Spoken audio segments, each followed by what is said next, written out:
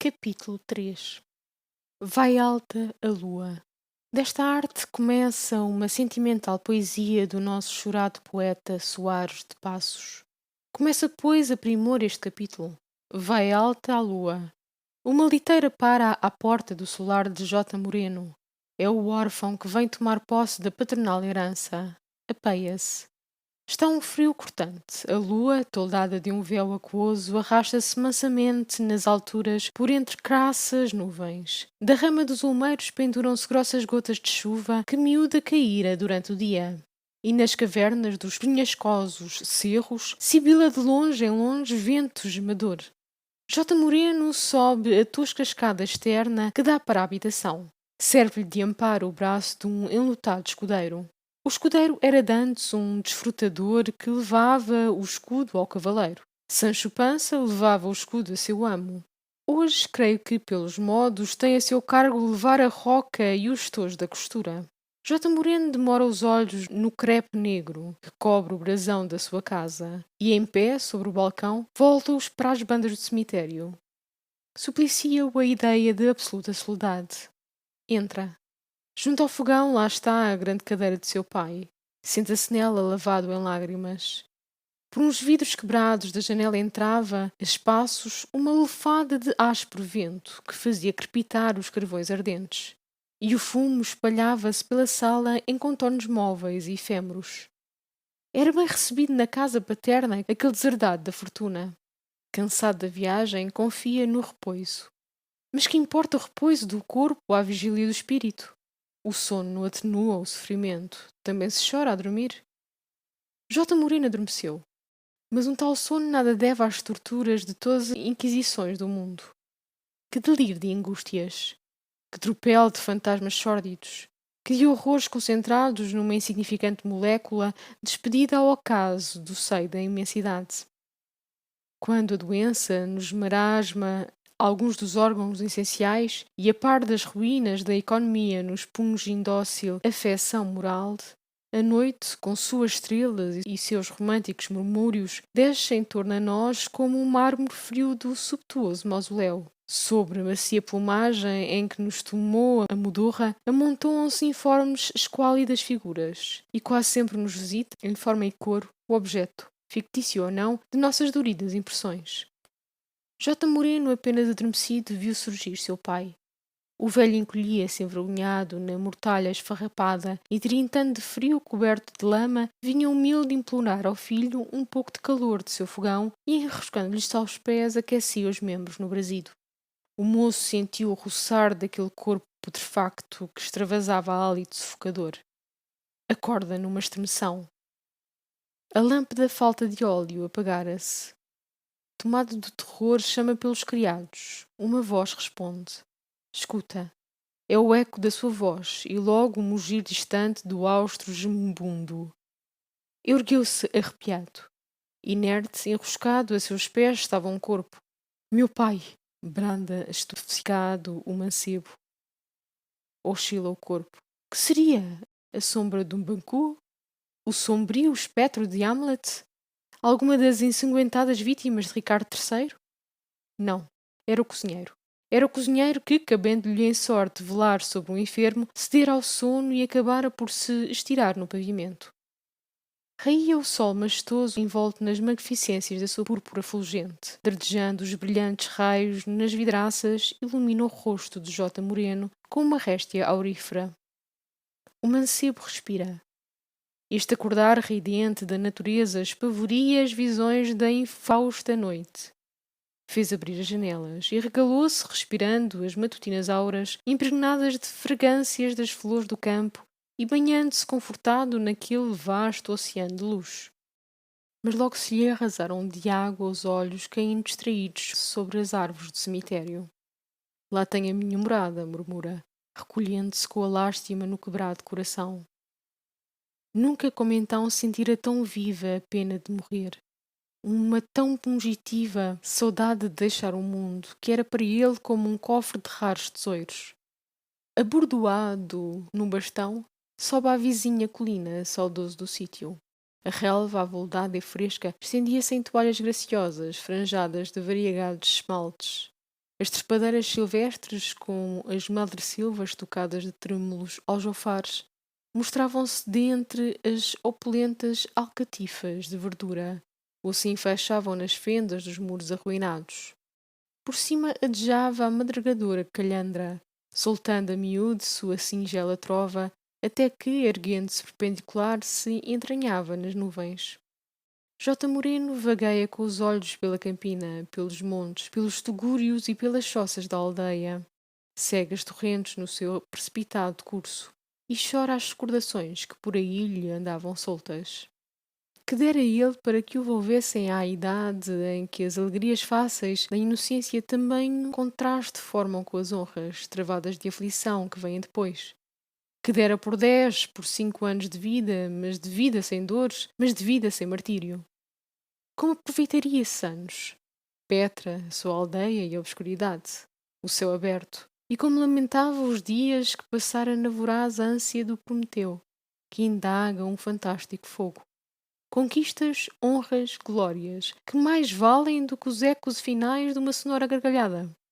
Voláteis pirilampos que fungem e passam, fugazes como um sonho. Malditas sejam elas, que são a perdição do homem, como foram a causa do primeiro pecado. Ponto e vírgula no treno.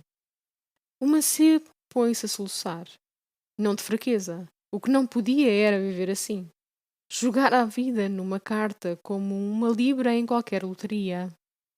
Mas é que se não compadecia aquela imaginativa exaltada com a morte lenta, medida, contada, em que o paciente desce, pouco a pouco, os degraus da eternal jazida. Prossegue o treno. Veio ele, suspirando, enquanto trepa mansamente a um agigantado penhasco sobranceiro ao rio. Embaixo redemoinhavam as águas num escuro sorvedouro. J. Moreno sentia aziaga consolação, suspenso sobre a voragem. Era o Manfredo, pendurara-se do alcantil dos Alpes. Afunda os olhos no abismo. No cérebro entra-lhe o desatino. Enreda-o a vertigem. Está a ponto de se abraçar ao esquecimento. Mas a saudade, a extrema saudade, que desprende sobre a memória do seu único verdadeiro amor, pôr-lhe diante uma imagem seráfica. Perplexo, vê esvaecida a cerração que o entontecia e pensa que o benfacejo silvo o ampara na queda sobre as asas cristalinas. A pomba, emissária da paz, parava sobre o desgraçado. Petra estava ali em espírito, e na boca ressequida lhe vertia celeste cordial. Não sei como não foi confiada à mulher a redenção da humanidade. J. Moreno deu-se um momento como escorreito e vigoroso. Nesse mesmo dia mandou cartas para Lugo e disse ao escudeiro: Antes de um mês estaremos de viagem. Vossa Excelência, vou buscar a minha mulher. Como? Pois? Estimo em pouco os meus parentes. Quero uma herdeira para esses bens que aí ficam. Se me permite, a que país vamos então? Espanha. Ah, Lugo. Está bem. As noites que seguiram foram menos laboriosas para o doente. Dir-se-ia que o mal fizera um retrocesso mais que muito satisfatório. Mas, por infelicidade, esses sintomas eram como calmaria precursora de tormentas. O princípio de morte lá estava enraizado. Voltou mais tenebrosa a modorra, espasmos, letargias, funestos pesadelos revezavam-se à cabeceira do mancebo como ciosos na contagem dos minutos. Recostado na cadeira de seu pai, que lhe servia de leito, a cada passo levantava convulso, cabelos hirtos, cadavérica palidez, espantado por visões estranhas. Ele mesmo parecia um fantasma. Veio uma noite em que, mais tranquilo, desmaiou em folgada sonolência. Não se fez tardar, porém, a agonia do costume. Isto pede menção especial. É como um episódio. Tremiam nos lábios e as pálpebras entrecerradas. Lantejavam as artérias do pescoço. Os dentes, encontrando-se pela agitação das maxilas, crepitavam um de encontro aos outros. Adivinhava-se que um delírio singular o enrodilhava nos intricados meandros da extravagância. Vejamos pelo seu prisma. O espaço é uma névoa espessa. Anima-se em imensidade de clamores misteriosos como lamentos de almas que penam divagando nos escarcéus escuros da porcela. As árvores vacilam gemebundas e as alimárias do monte, quebrada a senha pelo medo, buscam a proteção dos povoados. Gelado de frio, conchega-se J. Moreno ao fogão. Era mortiça a chama do fogão e estranhos e imóveis os clarões com que dissipava ora uma, ora outra penumbra. Sobre as cinzas que se estendiam como um fragmento de um lençol funéreo, rolava J. Moreno com mão distraída uma metálica lâmina. Reparou acaso, e só muito tarde, que os traços chocados pela lâmina se cobriam de pavor fosfórico, afeiçoando-se a cabalísticos contornos de linguagem nigromântica.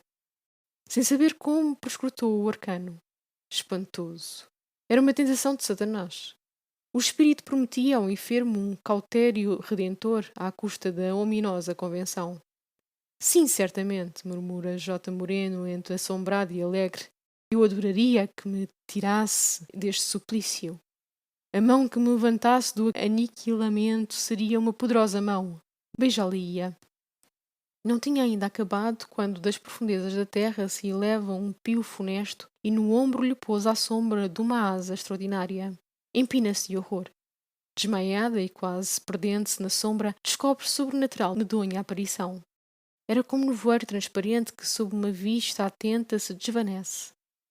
Satã estava ali. Não o tentador Satã dos poetas, o anjo caído e orgulhoso no infortúnio, majestoso apesar de proscrito. Não o ser misterioso que, debaixo da cadeia do escravo, conserva o esplendor soberano dos astros, mas intacto e perfeito, tal como a criação horripilante de amedrontar infantes que se deve ao estéril imaginar dos pintores do século XIII. Estendia sobre J. Moreno uma asa imensa, semelhante na feição à do morcego. A outra pendia em abóbada para o pavimento. Nas garras apertava um pergaminho informe. Os olhos, como duas frechas pequenas e arqueadas, por onde entrasse luz de um foco posto por trás, vertiam cadaverosas faces de um enfermo raios crepusculares. J. Moreno sentia tisnada a tez sob a diabólica influência daqueles raios. Aceito o pacto. Freme uma voz, que se não sabia de onde vinha, semelhando o reboar de trovão longínquo. Um frenesim hediondo desceu-lhe ao fundo das entranhas. Que pretendes? Exclama. Tenho-me descer da vida. És tu capaz de desviar de sobre mim as forças do adverso destino? Sou. Desprezou-me Deus, viu-me indigente e não me deu esmola. Mau pastor deixou insensível que do redil se desmalhasse a ovelha. Sou teu escravo, então. O fantasma apresentou-lhe o pergaminho. Toca-o, disse. J. Moreno obedece, e logo o seu nome transluz impresso em caracteres de fogo. Agora, torna a voz singular, agora a minha dívida. Uma garra se estendeu, alongou, cresceu e se foi profundamente encravar na fronte do infeliz. A névoa ganhara consistência e a rigidez férrea. O sangue manuco pioso. E a garra, retinda naquela onda vermelha, escreveu no pergaminho algumas fatídicas palavras com ruído, que fazia lembrar o ranger de dentes dos persitos. Aqui, J. Moreno ergueu-se testemunhado, toma a luz que bruxuleava no friso do fogão e interroga desconfiado e torvo os sombrios extremos da sala. Olha, espreita, caminha como um autómato. E quanto mais caminha, mais lhe parece a solidão que o cerca, uma solidão de túmulos. Mete-se de alto a baixo, aflito e atemorizado. Desconhece-se. Julga descobrir em si um estranho. Quer fugir de si mesmo e não sabe para onde. Cobra resolução, olha de novo, escuta e caminha ainda. Nem se lembra de que na alcova repousa o escudeiro. Reflete-se-lhe no espelho a transtornada fisionomia, uma cabeça de finado.